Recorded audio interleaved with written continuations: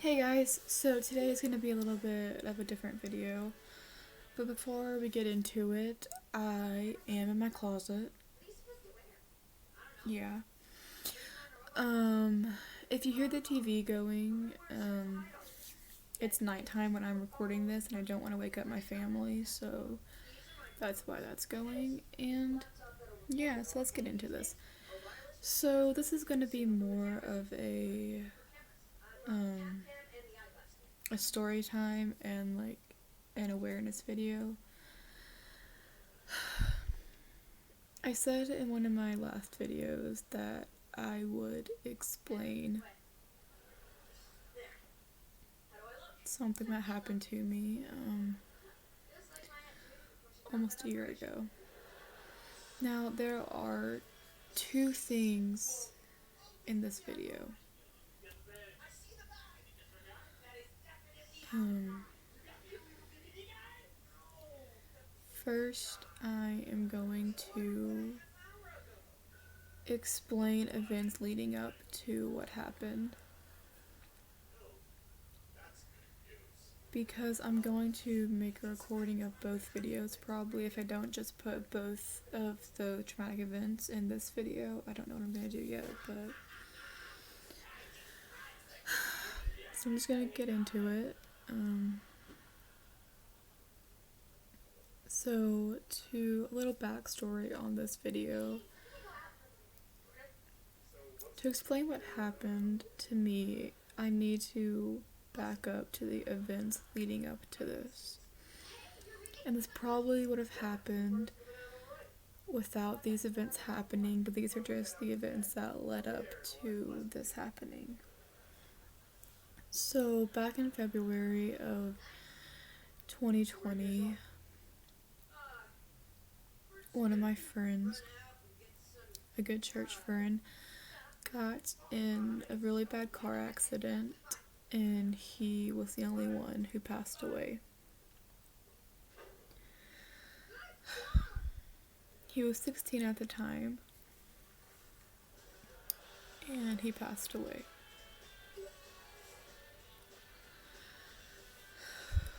Obviously, I was really upset, and I just wanted someone who I thought was my best friend at the time, to be with me and comfort me, because I was home alone on the day that, not that he died, but the day that this event happened.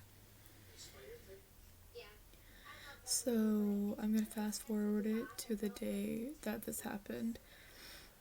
Let me backtrack. I had asked one of my good guy friends,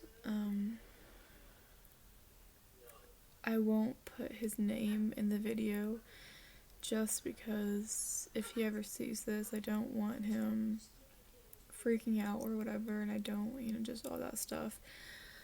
And out of respect, I'm just not going to put his name in the video.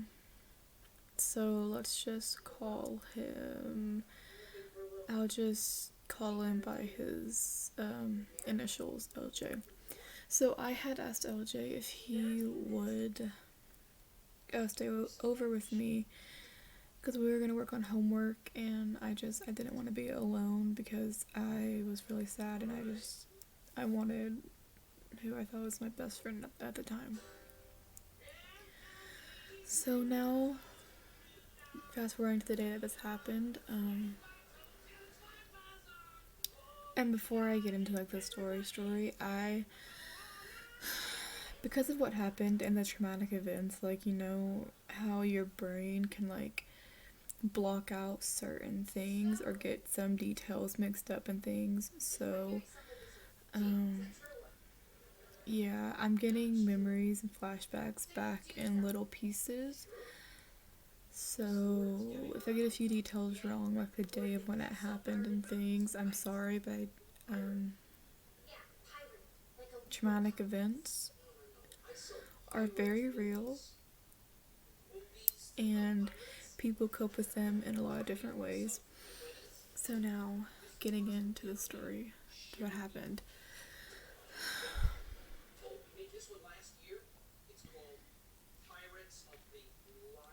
In February, I was sexually assaulted by someone who I thought was one of my best friends.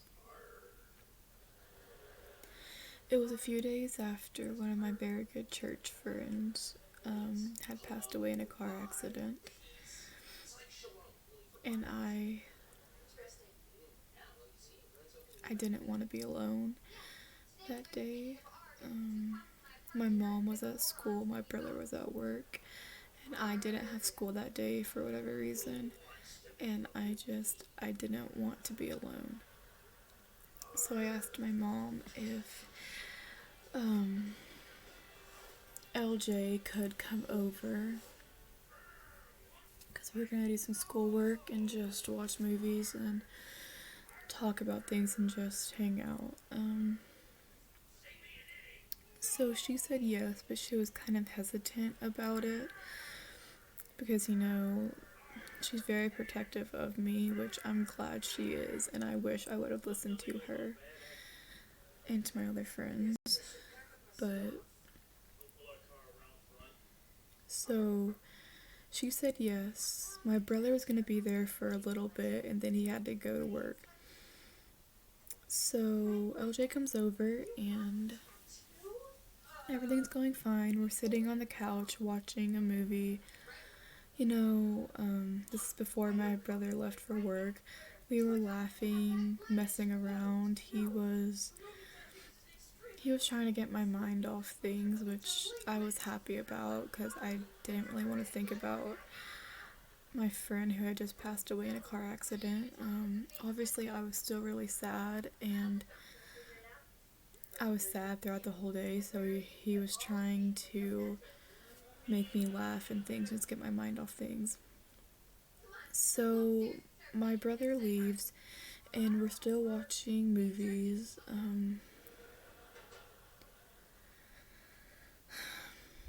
And we're messing around with each other. We're like wrestling on the couch, tickling each other on the couch. We were really close. We were unofficially dating, I guess, what people call it. We were really close. So, just like wrestling around on the couch and things, I was fine with. We were messing around like any friends do. And then, and then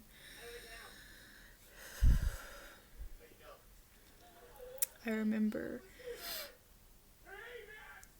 I had been wearing shorts and a shirt on, and wrestling around, my shorts were getting really like short up there, so I went and I changed into a onesie because I thought nothing of it. I mean, I was 14, I was innocent, I thought nothing of it. I mean, he was one of my best friends, I didn't think anything of it, and it wasn't a revealing onesie at all. It was a Care Bears onesie. Actually, I have it in here. It was just an innocent Care Bears onesie, and I thought nothing of it. He had seen me in it many times. So I went and I changed into that. And when I got back, I remember him asking me to come lay down on the couch with him. Again, I thought nothing of it. Like I said, we were unofficially dating. And let me put a disclaimer in this. I am in no way saying that what he did was okay. I am in no way saying that anything in this video, if it upsets people, I am in no way saying that anything that he did was okay, anything that I did. So, disclaimer on that. Back to the video.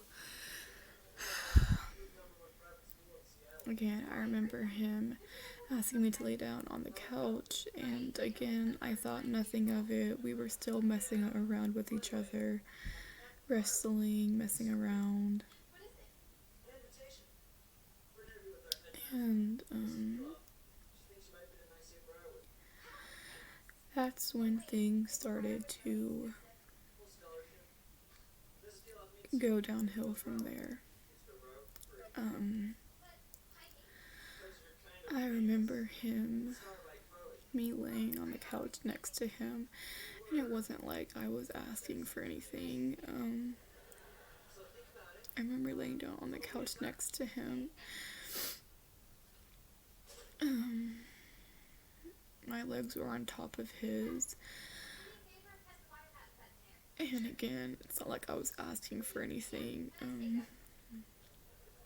I remember him slowly starting to get on top of me. And before I continue with this, the assaults, I guess, went on throughout the day, and I will explain a little bit more about that later in the video. So back to the video. I remember him slowly starting to get on top of me.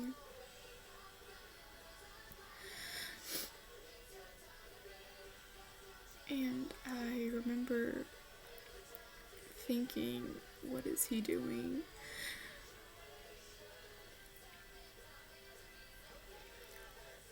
I remember him starting to kiss me everywhere. I remember the weight of him on top of me.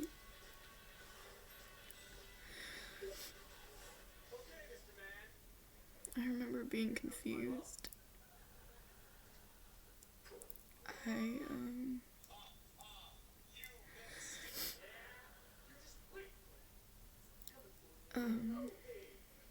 So like I said, he started to kiss me. He started to kiss me everywhere, and he just slowly traveled down.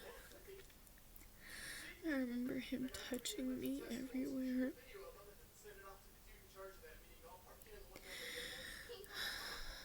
But still,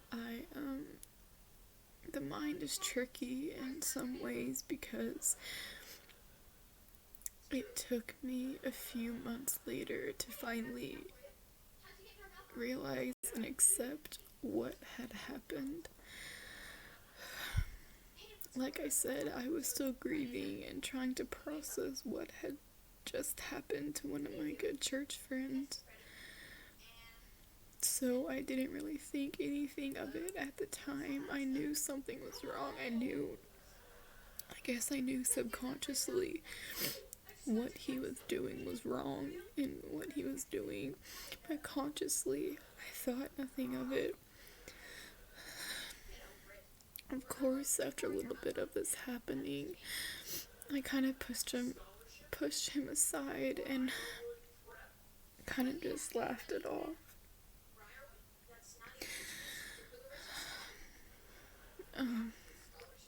And then we went back to wrestling and just messing with each other and tickling each other.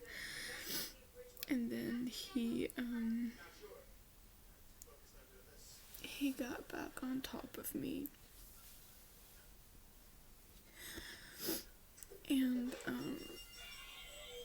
I know some of you might be thinking, oh, you look like a strong girl. You look like you could handle someone. Maybe, I don't know. But I can assure you, I am not that strong of a girl. I'm really not. And he is a football player. He's really strong. So even if I had fought all I could to get him off, which I did try to push him off, I couldn't.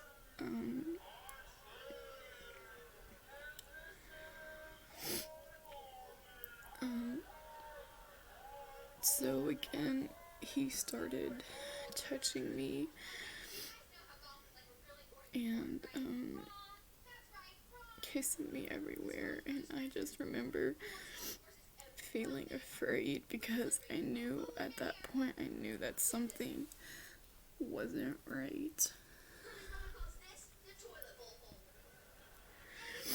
I knew what things like that could lead to. I also knew that I was frozen in fear. I was scared. I didn't know what to do. And subconsciously I knew what he was doing was wrong, but consciously my mind was on other things. Consciously I thought, oh, it doesn't matter, it's fine, he's just doing what all guys do. But now looking back, I have some amazing church friends, guys who would never have done that. I have amazing guy friends who I know would never have done that.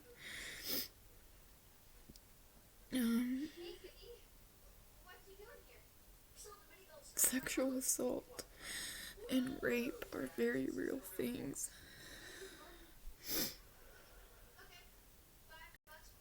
And it might take you a while to realize or to accept what has happened.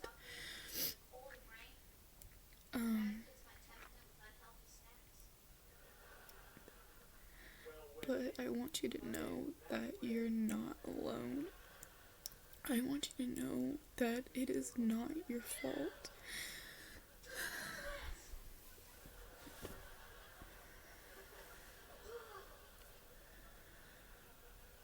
I want you to know that if someone takes advantage of you, if someone sexually assaults you or rapes you, that it is never your fault. I never gave consent.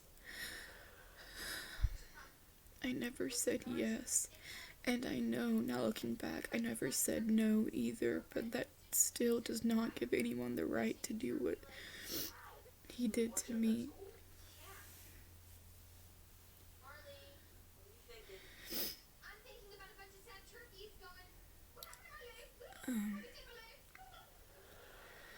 Sexual assault and rape is a very real thing, and looking back, I know what that could have led to. And at school, I'm lucky to have amazing people and amazing friends who stand up for me no matter what and who know the truth, because the boy who did that to me goes to my school, and he's turning some of the people who I thought were my friends against me, and he's twisting the story to fit his reputation and what he wants.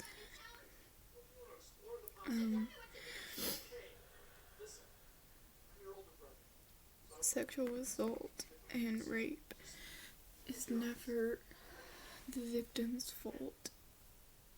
I want you to know that it's not your fault, and I want you to know that you can speak up about it. You can tell the person who did this that it's not okay and that there are consequences for their actions. Now, I didn't press charges on my attacker. I didn't press charges on him. I didn't press charges for a few reasons, and my reasons might be different than yours. But I want you to know that if you want to press charges, if you want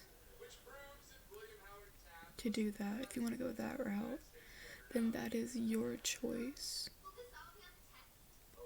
And I won't judge you for it. My reasons for not pressing charges might be different for your reasons to press charges or to not press charges. Personally, for me, He's only 16, and I don't want to see another life ruined. I don't want to see another life forever changed. And my life is in no way ruined. Yes, what he did to me will always be a part of me. But it doesn't have to define me, and it does not define me.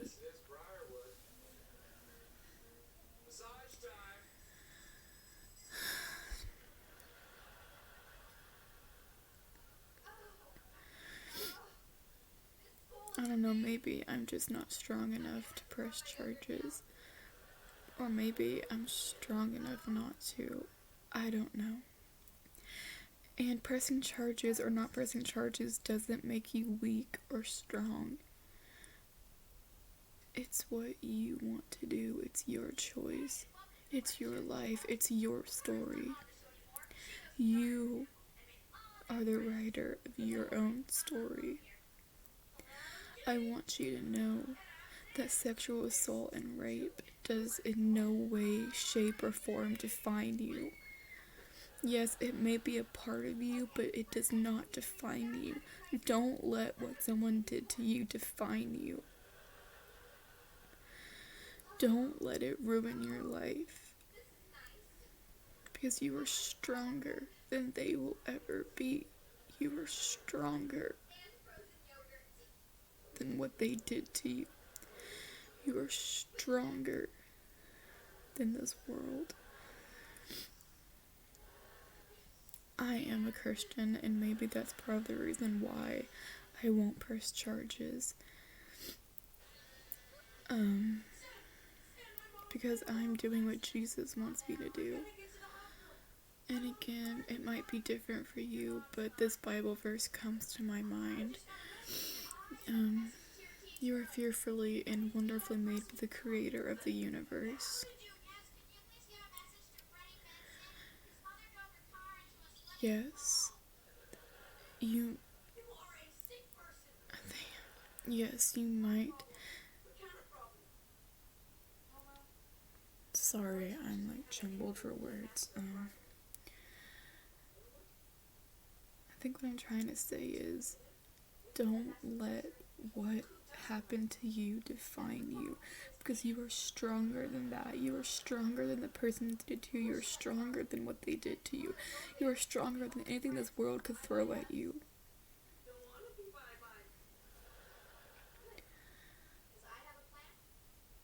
I am a sexual assault survivor. And I want to use my story for good. I don't want my story to go to evil. I want my story to be for good. I want my story to help someone else out there. I want you to know that you're not alone.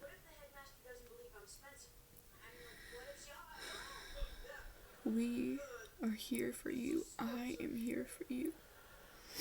Again, every assault is different. Everyone's story is different. But you don't have to let it define you. I know I won't let my assault define me. It may be a part of me, but it will not define me. I am a sexual assault survivor, and this is my story.